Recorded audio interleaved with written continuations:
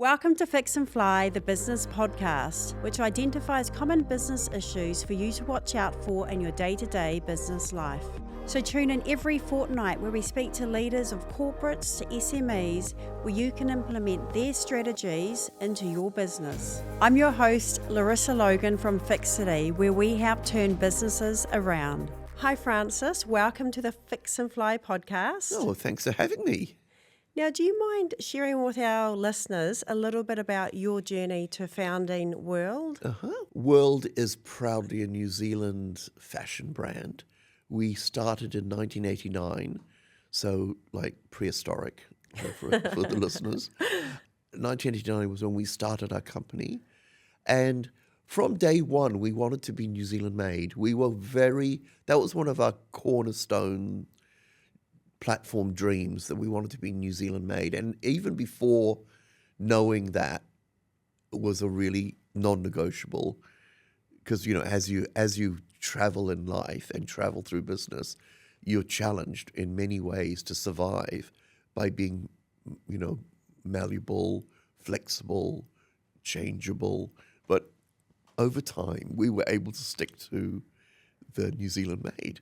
But we started just with this wonderful desire. It was this burning desire to create. So in a way, looking back, it was never really a business option. It wasn't like, we're going to do this and it's going to be fantastic and we're going to make lots of money. It was more of a creative passion that my business partner and life partner, Denise, and I set up business, and we just made stuff. I mean, it was very visceral. We just made stuff and sold it. And we were very lucky. I'm being humble. We were very lucky at a time when New Zealand was very isolated, 1989.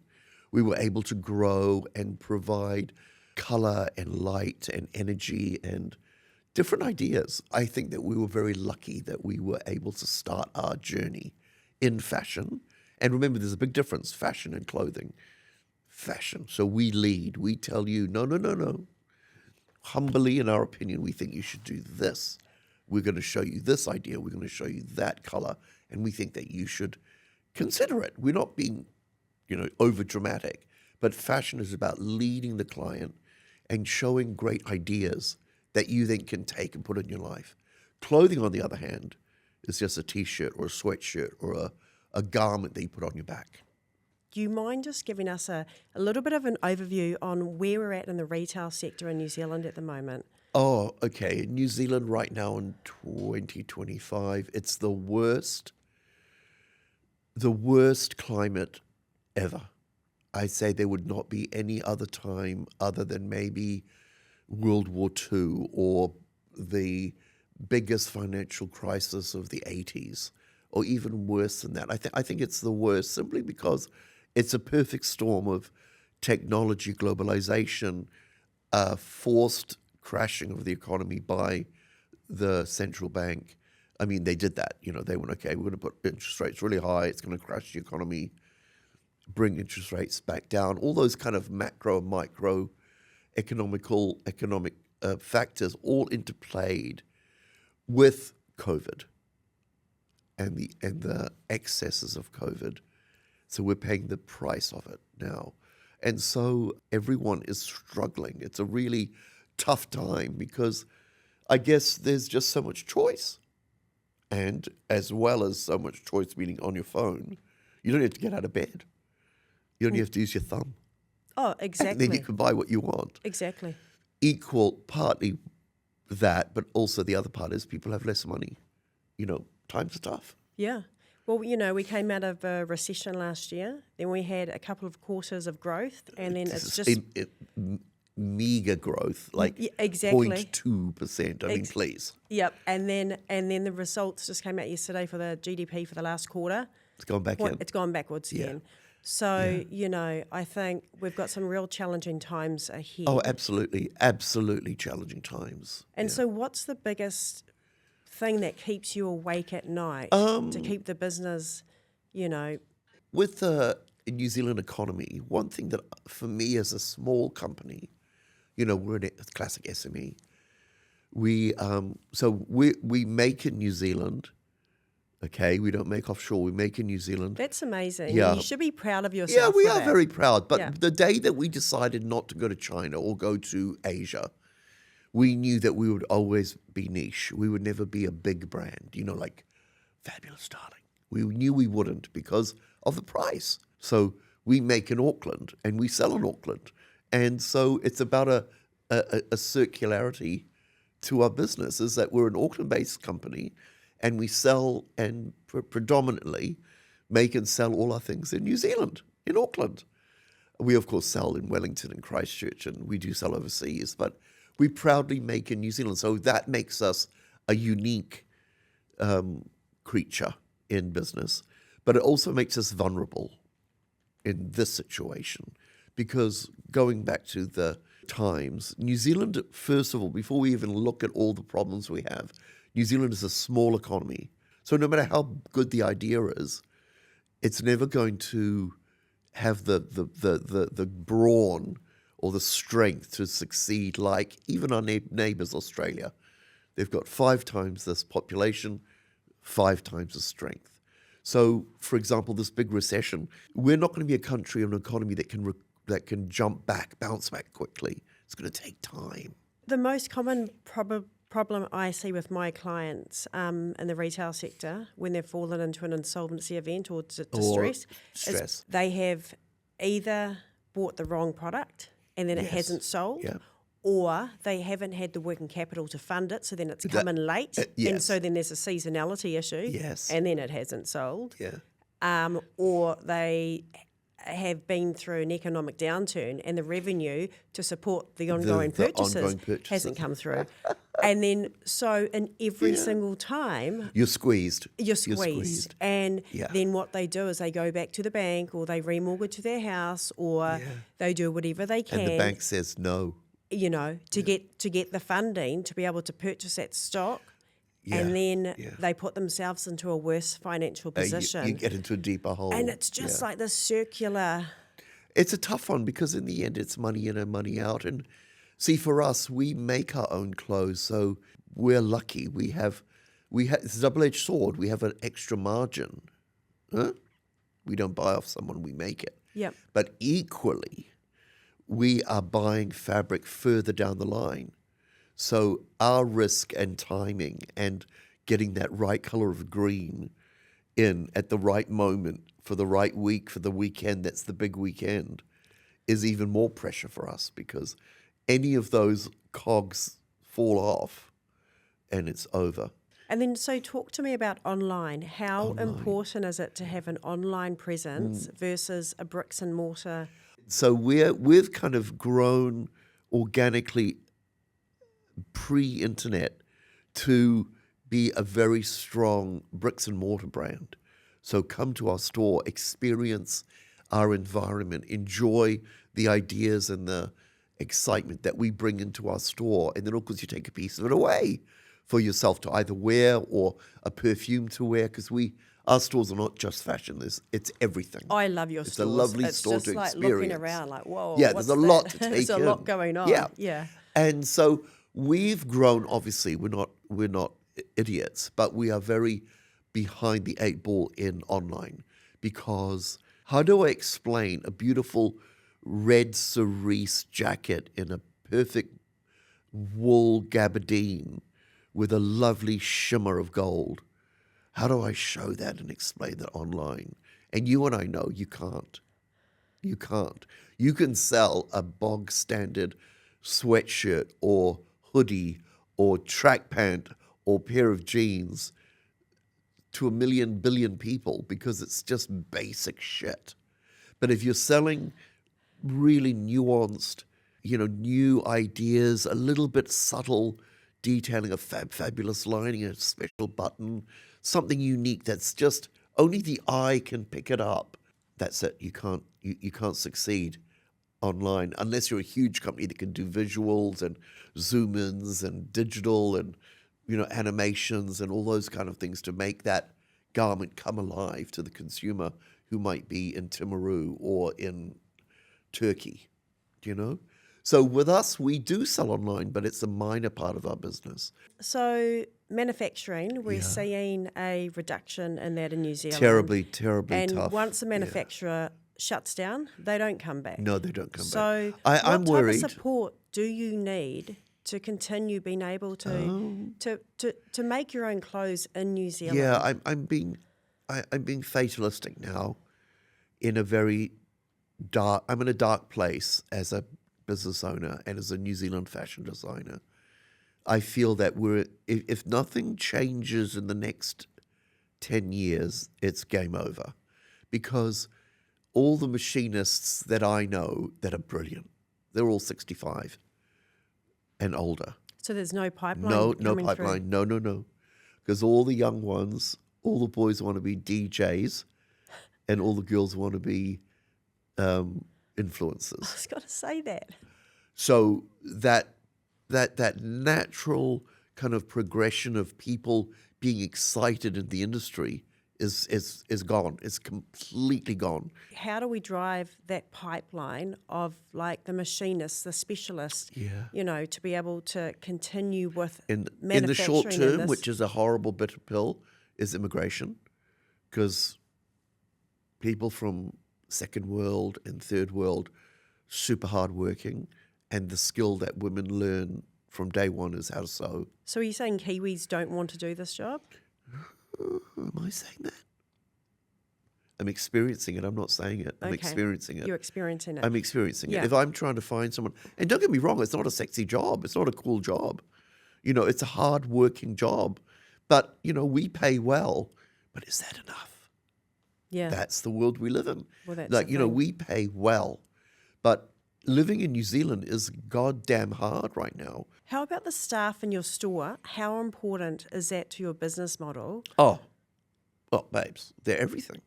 Because the person that you walk in the door and that person says hello to you, they are the store, they are the brand. So the people that we employ are so crucial.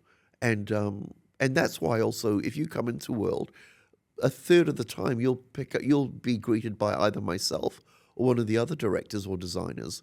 It's a non-negotiable. If you're the head designer at World, and is one, you also have to do retail. Like, you cannot sit in your ivory castle on the top of the hill unless you do retail. I think that's amazing though, because you understand straight away what does a customer want, Yeah. what are the problems, Yeah. what are the solutions, Yeah. because you're speaking to them on a daily And they basis. don't give a shit. They'll tell you. Like, I get it every day. Like, later today, I'm actually doing a shift in the shop because we're short-staffed. And I said, I'll do it. Customer won't tell me that's bloody expensive. Why? And, of course, I can then explain. And usually if I have to explain, it's too late. But I still will defend New Zealand made. The fact that it's a great thing to be able to have an option to have New Zealand made, because soon those days will be maybe gone. I don't know. It's very tough. It really is. In business today, regardless of what business you're in, you're squeezed. You're just squeezed everywhere. And out of technology, the greatest things have happened, but also the worst things have happened. So just talking about technology, has anything happened in the design and manufacturing process with you using like AI or any other types of technology to kind of improve your processes? And for us, no, because we're so dinosaur. We make by hand. We cut our patterns out. We still make using cardboard patterns. We do everything the same that it's always been done. But technology, we use it better to communicate within our makers, because some of the ladies work from home. We can communicate instantly. We can communicate a lot better, a lot well-rounded. So that's a positive, a real positive. But fundamentally, fashion is old school. If you want to make clothes and you make small quantities, so we're a niche maker, we don't use technology. AI, it's annoying. So talk to me about candles. I am Oh, always candles. shocked about candles that cost over I know. $1,000. Yeah, I know. It's quite funny. Like, I mean, tell me. I just we don't sell get a it. candle brand. It's so funny. I love it, and I love the perversion of my personality when I get women coming in, and it's usually women. Obviously, men don't shop. They come to the shop and they're like, "I'm looking for a gift for my friend, and I've heard about these great candles." And I say, "Oh yes, here they are," and I present them, and I said, "They're Citrodon candles from France. They've been making candles constantly since 1643. That's all they do. They make candles, and that they don't even claim to be the oldest candle maker going, but everyone's going, well, you are, because everyone else has gone under. You know what I mean? Like, it's just time." And we sell a candle which we're always out of stock, always, and it's $1,200. Wow. So there's the irony of it. It is the irony. Worst economy ever. Worst economy ever. Recession, depression. Fuck the world. And I say to you, oh, it's really tough, but we're out of $1,200 candles. It's so nuts. It Out of surprises stock. me. Out of stock. But the thing is that I always say to a new customer, if you don't know, you don't know. Now, let me take you to the water trough of Citrodon and have a little drink. Just a little one. And a little drink is $180. I say nothing more. Buy it, enjoy it, and if it doesn't do what you want it to do, make your life better, make your environment sweeter, make you feel more enriched in whatever way that might be, don't come back. Rest my case. And Because they come back and they come back and they come back. Because the candles are that special. But again, the caveat is you already are someone who lives your life through smell. So the people that buy those candles are people that love perfume and they love living a life where scent matters. In the end, really, it's not about the money. It's about what that thing does for you. So a lot of businesses that I advise, particularly in the retail space, they don't have an exit plan.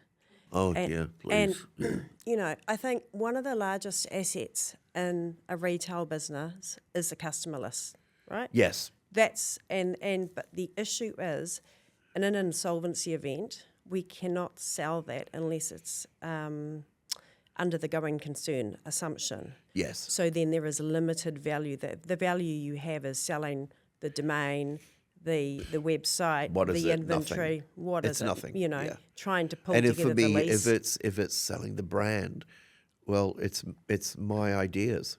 Yeah. So what the fuck? Exactly. What's next season going to be? Yes. So what are you buying? Yes. You're buying nothing. It's a huge thing, and that's something that I'm hurtling towards. I'm in my 60s. And I knew actually in my 50s, I did nothing about it, was that one day will come and I won't give a shit. It will. It'll come and I'll go, and do I care? And that day is coming.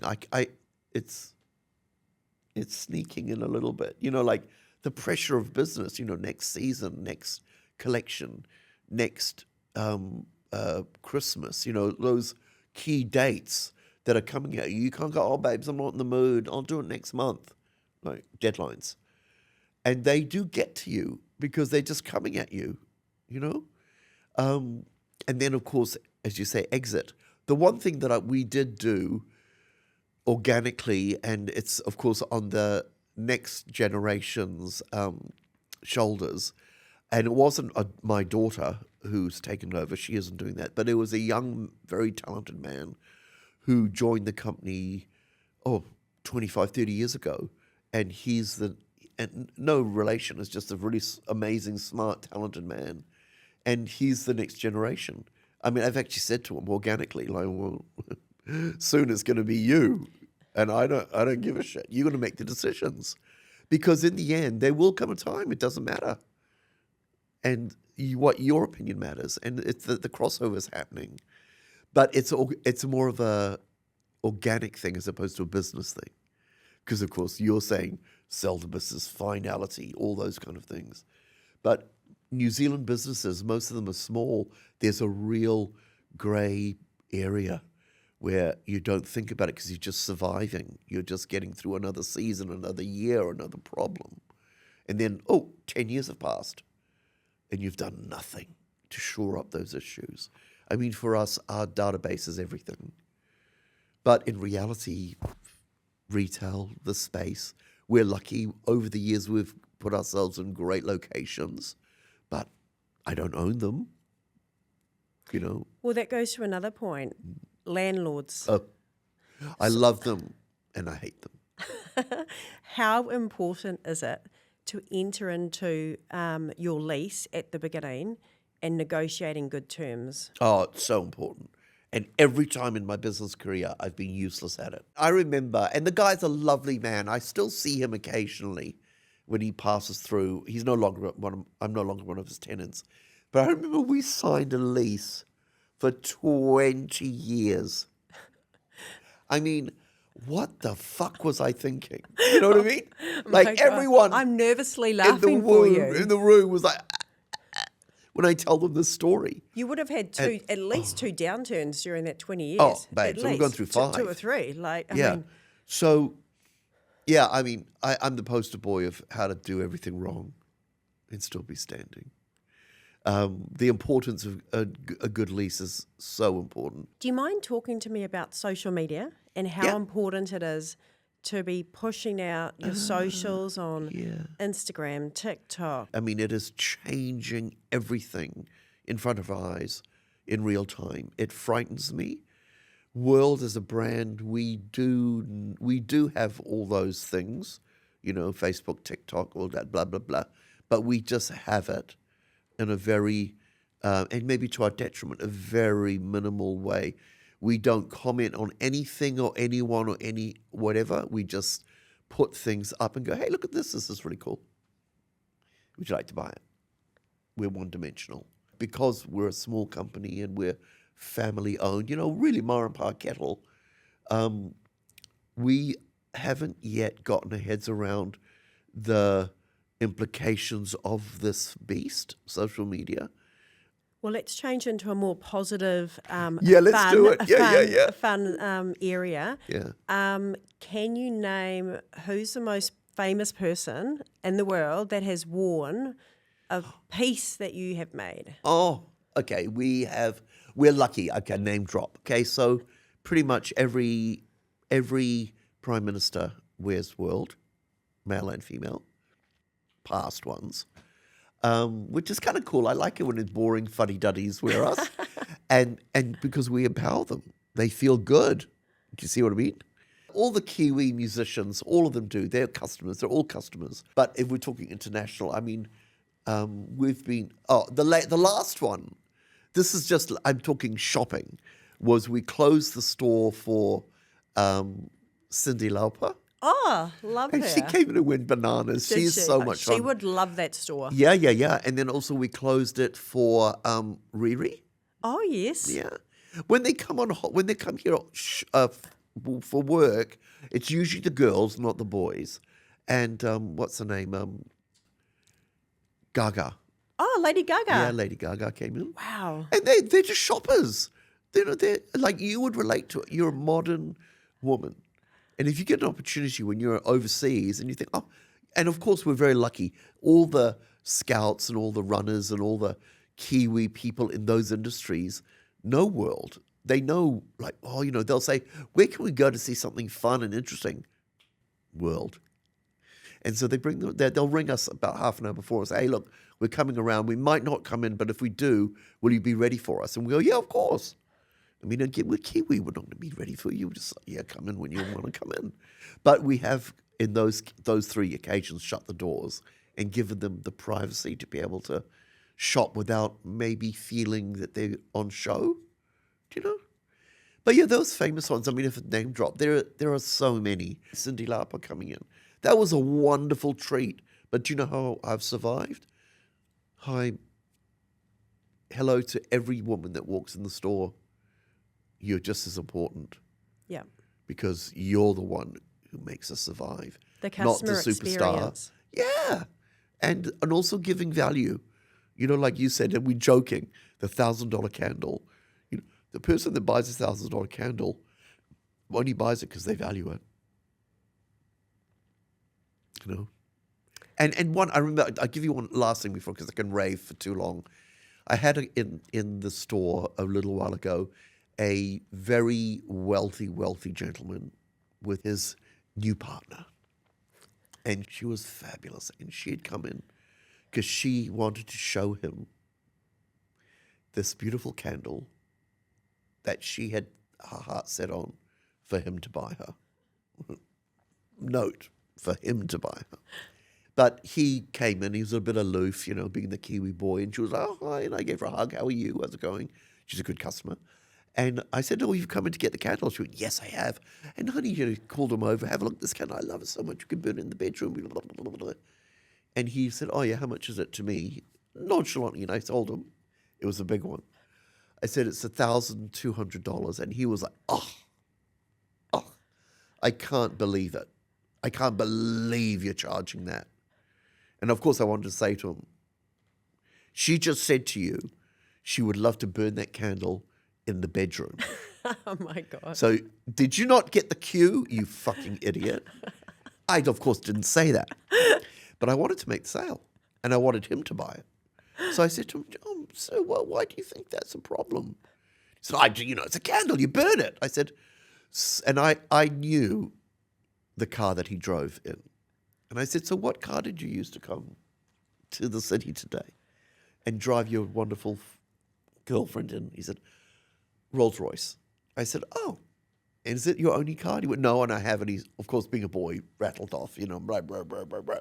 I've got this, I've got that, I've got that. I said, now, you could have driven her into town in a Toyota. Sensible, practical, economical. But you drove her in a Rolls Royce. And how fabulous is that? And I didn't have to say anything more. He said, point taken, we'll take two. Oh my God, perfect. And I thought, yes. So there you are. That's the value of fabulous retail and the value of beautiful product. It's not about being sensible. It's not about being practical. It's about being fabulous in your life. So what's the best piece of advice that you would have for your 20-year-old self? I have two scenarios, but the one that I should put forward is youth is a wonderful, wonderful thing. So you should do those crazy things when you're young. So I wouldn't have changed anything that I did being stupid. But the one thing I would say is, as you are going down the pipeline of your journey in business, listen to your elders, listen to advice. Doesn't mean you have to take it, but it opens you up to possibilities. And now that I'm an old fart, oh, babes, debt is bad. Cash is king. Agree. Cash is always king. Yeah. And just focusing on that cash flow. Yeah, cash flow is king. I hope everyone listening to these podcasts and just going through life and through business, you know, work hard, be humble. Your customer is your only important person. No one else matters because that person is giving you money for your service.